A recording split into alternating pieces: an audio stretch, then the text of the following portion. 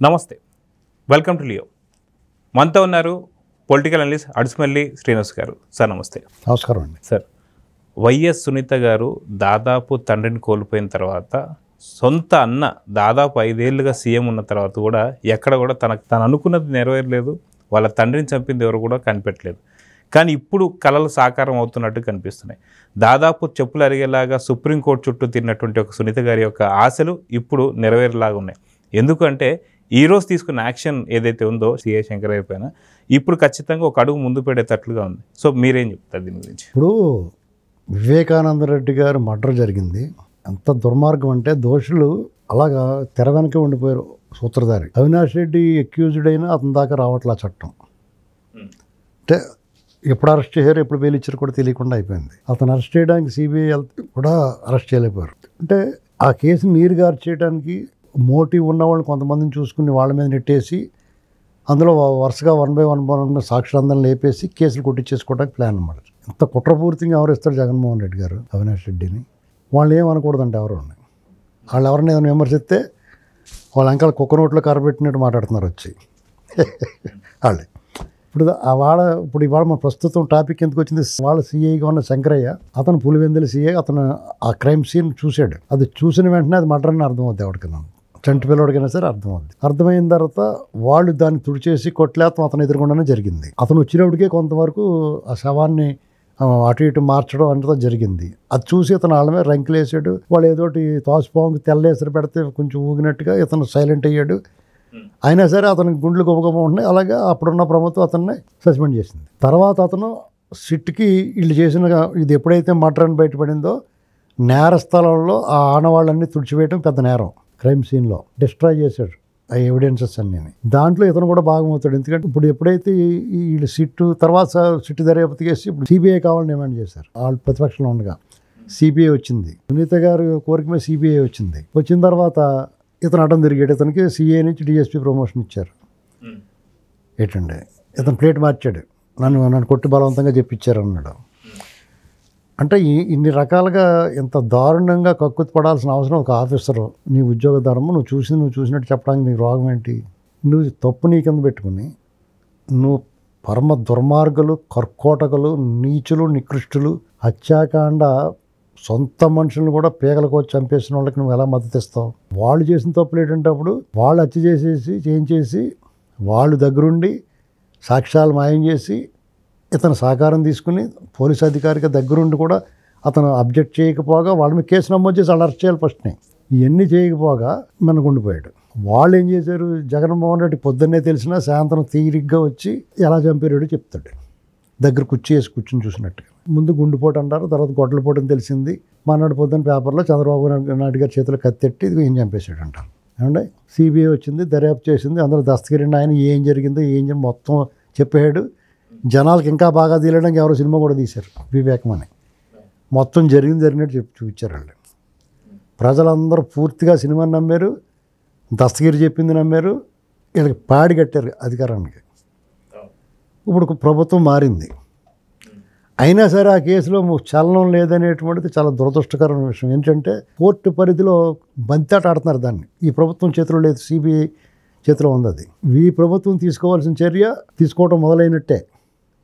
CI Shankaraiah ఉన్నట్టుండి అతని దగ్గరికి వస్తుంది ఈ దర్యాప్తు బృందం అని తెలిసి చంద్రబాబు నాయుడు గారి మీద ఆరోపణలో నోటీస్ ఇచ్చాడు. నా పరుగు నష్టం కలిగించాడు, ఆమె వ్యాఖ్యలు చేసాడు ఈయన అని చెప్పి. ఎంత సాహసం ఉంటే వెనకాల ఎవరు లేరు. అంటే ఈ హంతకమూట ఎంత పవర్ఫుల్. ఈ హంతకమూట ముఖ్యమంత్రి స్థాయి, మాజీ ముఖ్యమంత్రి స్థాయి. ఇలాంటి పొలిటికల్ మ్యాటర్లో వాళ్ళ ఇన్వాల్వ్మెంట్ ఉన్న ఏది చేసిన దాంట్లోనే అతనే పట్టాల రవి గారి దగ్గర నుంచి జగన్మోహన్ రెడ్డి గారి పాత్ర ఉంది. వీళ్ళు ఇవాళ డిపార్ట్మెంటల్గా ఆయన మీద చర్య తీసుకున్నారు. అతను డిస్మిస్ చేశారు. అతని పాత్ర వాళ్ళందరూ ఏమనుకుంటున్నారంటే సిఐగా పోతే రాజకీయ నాయకుడికి అవతారం ఎత్తాడు, బోళ్ళ డబ్బు ఉంది, కొలగొట్టిన డబ్బు, వాళ్ళు ఇచ్చిన డబ్బులు, వైసీపీలో చేరతాడు, అవసరమైతే ఎలక్షన్లో పోటీ చేస్తాడు, ఎమ్మెల్యే అవుతాడు, మోవడం అనుకుంటున్నారు వాళ్ళు. ఏమి అవడం. ఇప్పుడు అతని మీద కూడా కేసు నమోదు చేస్తారు. సిబిఐ అతను కూడా దర్యాప్తు చేద్దాం, అతను కూడా ఇందులో చేరుస్తారు అక్యూజ్డ్గా. అతను కూడా జైలుకి వెళ్తాడు. అతని కథ అలా ముగుస్తుందండి. అది అయితే మనం చూసుకుంటే సార్ పరకామణిలో మీరు ఇందాక అన్నట్టుగా పరిటాల రవి కేసులో కూడా ఎన్నో గొలుసు కట్టు హత్యలు, వివేక సార్ కేసులో కూడా ఎన్నో గొలుసు కట్టు కేసులు, అదేవిధంగా పరకామణి స్టార్ట్ అయిన మొదలే సతీష్ కుమార్ జరిగింది. సో ఈ విధంగా చూసుకొని వెళ్తూ ఉంటే ఖచ్చితంగా ఇక్కడ కూడా ఇంకా ఎన్ని జరగబోతున్నాయి ఏంటి అంటే ఏం చెప్తారు? ఇంకా జరగడానికి ఉండదు. దస్తగిరి లాంటి స్టేట్మెంట్ ఇచ్చేసాడు కాబట్టి అతను చంపితే అది నిజమైపోద్ది. ఆ స్టేట్మెంట్ని మరణ వాంగ్మూలం కింద తీసుకుంటారు. అందుచేత అతను వాళ్ళే కాపాడుకోవాలి చేస్తాను. ఇప్పుడు గొలుసు కొట్టే హత్యలు కాదండి, ఇది లింక్ తెగ్గొట్టే హత్యలు. వరుస హత్యలు జరుగుతాయి. అయితే ఆ గొలుసులో ఉన్న లింకులు తెగ్గొడతాయి ఆ హత్యల వల్ల. ఆ లింక్ తెగిపోద్ది. బకెట్ మర్డర్స్ అంటారు వీటిని. ఇప్పుడు సూత్రధారికి మధ్యలో ఉన్న పాత్రధారులకి మధ్యలో ఉన్న లింకులు తెగిపోతే టాప్లో ఉన్నవాడికి మిడిల్లో ఉన్నవాడికి కనెక్షన్ తెగిపోద్ది. అక్కడికి వచ్చి ఆగిపోద్ది దర్యాప్తు. పైన ఉన్నవాడు కనపడ్డావు. అది బకెట్ మర్డర్స్ తాలూకా మోడస్ ఆపరాండి ప్లానింగ్. అలాగే చేసుకుంటూ వచ్చారు వాళ్ళు ఇప్పుడు వరకు. ఇక్కడ దొరికారు. బాబాయ్ మర్డర్ కేసులో దొరికేస్తారు. పరకామణిలో ఆల్రెడీ ఒక ఆయన లేపేశారు కదా, ఆల్రెడీ అతను కొంత చెప్పింది ఉంది. అయినా సరే వేరే వాళ్ళు కూడా దొరుకుతారు ఇందులో. ఎందుకంటే పోలీస్ ఆఫీసర్లు ఎవరైతే దీన్ని లోకల్ అదాలత్లో పెట్టమన్నారో, ఎవరైతే పర్మిషన్ ఇచ్చారో ఎవడు తప్పించుకోలేడండి.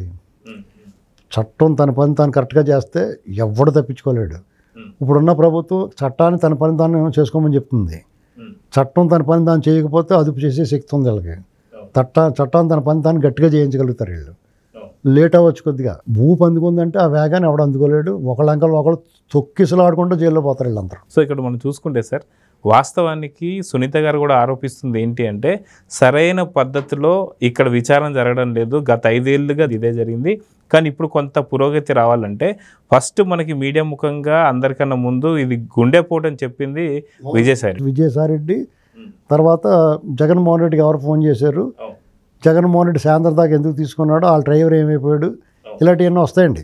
ఏం వదిలిపెట్టే ప్రసక్తి ఉండదు. ఇంకోటి ఏంటంటే ఇప్పుడు జగన్మోహన్ రెడ్డి చాలా శుద్ధపూసలాగా, అతను ఎవడ ఏమనకూడదు, దైవాంశ సంభూతుల్లాగా వాళ్ళు ఎవరినన్నా ఏ బూతులను తిట్టచ్చు, ఎవరినన్నా ఏ వ్యక్తిగతంగా వెళ్ళొచ్చు, ఎవరి కుటుంబాల్లో కన్నా వెళ్ళొచ్చు, మాట్లాడచ్చు.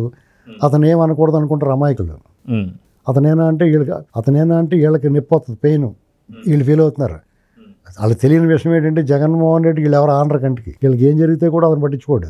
సొంత తల్లి చెల్లిని పట్టించుకోవడానికి వీళ్ళు ఎంతలా ఎగిరి గంతులు వేస్తున్నారు. ఎవరన్నా వాళ్ళ మీద కఠినంగా మాట్లాడినా, కొంచెం విమర్శ చేసినా తట్టుకోలేకపోతున్నారు. మళ్ళీ చెప్తున్నానండి, జగన్మోహన్ రెడ్డి జైలుకే కదా వెళ్తాడో, బెయిల్ తెచ్చుకుంటాడు, జైల్లో మావాడు బ్రహ్మాండం సాగుద్ది అని అనుకుంటున్నారు. అతను వెళ్ళటమే కానీ రావటం ఉండదు. 1 way traffic, enter the dragon అంతే. వాళ్ళు ఏదో చాలా ఆనందపడతారు. రప్ప మళ్ళీ 2029లో వస్తూ ఉన్నారు. మీరు కళ కూడా కనలేరు. ఇంక రేపు నుంచి ఒక 2 నెలలు పోతే మీరు ఆ కళలు కనడానికి కూడా డేర్ చేయలేరు మీరు. ఎందుకంటే అంత దారుణమైన పరిస్థితులకు వెళ్ళిపోతాడు. ఎందుకంటే అతను ఆల్రెడీ ఈ విషయం ఆయనకు తెలుసు, జగన్మోహన్ రెడ్డి తెలుసు, అందులో కొంచెం సీనియర్ నాయకులకు తెలుసు. అంచేతను మూసు కూర్చున్నారు. ఎవడనంటే పిల్లబిత్తిరేగాళ్ళు ఎగురుతూ ఉంటారు, నోటితోలు ఉన్నవాళ్ళు. అలాగే ఎగిరి పడితే ఎప్పటికప్పుడు డిప్ప మాడిదాకా ఎగురుతారు, డిప్ప మాడగొడతారు. అది పెద్ద కష్టమేం కాదండి. ఎవడు ఎక్కడి నుంచి మాట్లాడుతాం అనుకుంటారు, కానీ ఎక్కడి నుంచి అయినా అక్కడికి వెళ్ళి కొట్టి పరిస్థితులు వస్తే గుర్తుపెట్టుకోవాలి. సో చూద్దాం సార్, ఖచ్చితంగా వైఎస్ వివేక గారి కేసు మాత్రం కొంచెం పురోగతి స్టార్ట్ అయింది. శంకరయ్య ఏదైతే డిస్మిసల్తోని ఇంకొద్దిగా స్టెప్ ముందు పడిందని చెప్పి అనుకోవచ్చు. సో చూద్దాం సార్ ఏం జరగబోతుంది. నమస్తే. Please subscribe to Leo news for more videos.